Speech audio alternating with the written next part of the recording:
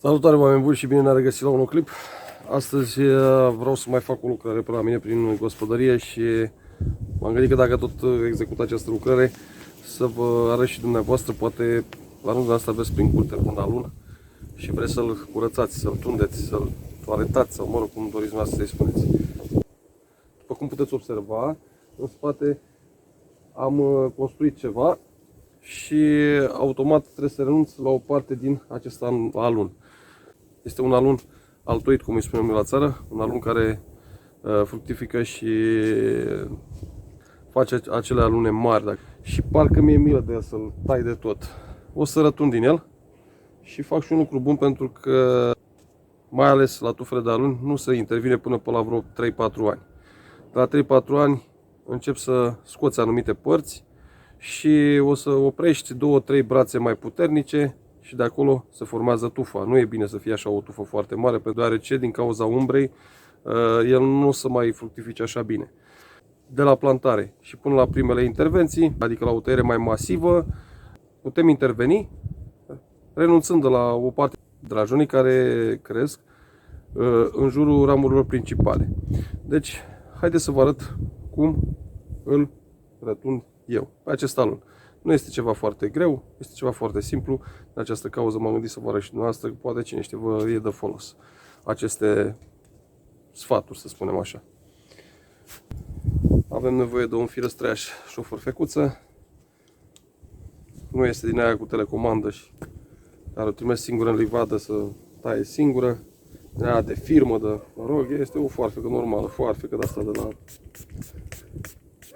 orice magazin. Haideți să începem treaba.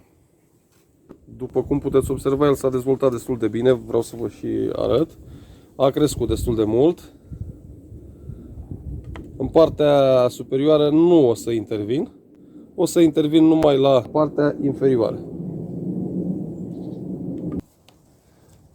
Deci până la vreo 3-4 ani nu tăiem decât acești drajuri. Vedeți că și la mine a început să dea de pe aici.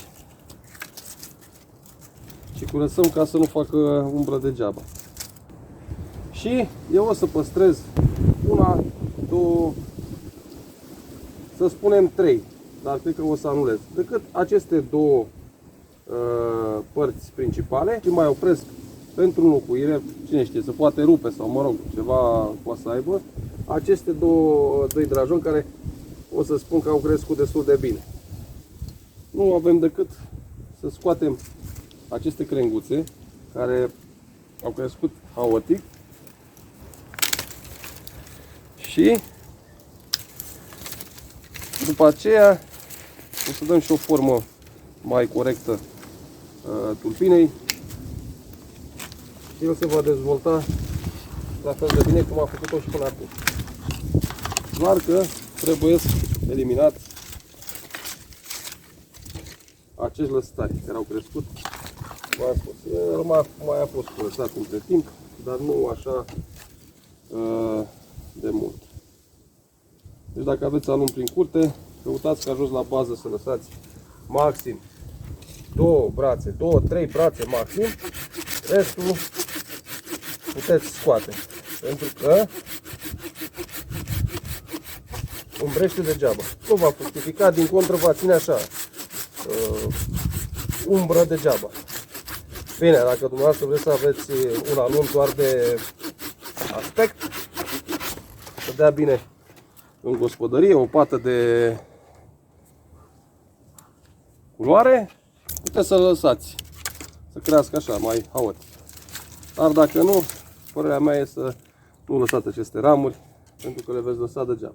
Am scos o ramură principală, una dintre cele 3 tulpini pe care le-am spus că le las, pentru că el plecaseră la un unghi greșit. Această ramură plecase la un unghi greșit și nu era în regulă. Acum o voi scoate și pe cea din centru. La fel a crescut greșit. Deci am scos aceste ramuri și am lăsat 2 părți principale care se vor dezvolta și vor forma tufa. După ce am renunțat la părțile care efectiv mă încurcau și pe mine, dar și alunul era destul de aglomerat și sufocat.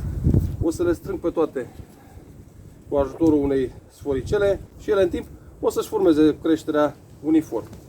Deci, haideți să-i și legăm, să vedem cum iese la sfârșit. La noi de câteva zile bate un vânt de neterminat. Este și frig, dar asta nu ne împiedică să mai lucrăm și prin curte. Am ales în loc de sfoară un cablu care are acest înveliș din plastic și nu va răni alunul. Și acum nu rămâne decât să strângem. Observați! Deci el stă bine, nu mai sunt probleme.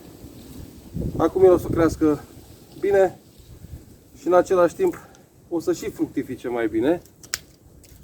V-am spus, în partea superioară nu umblăm, nu este indicat.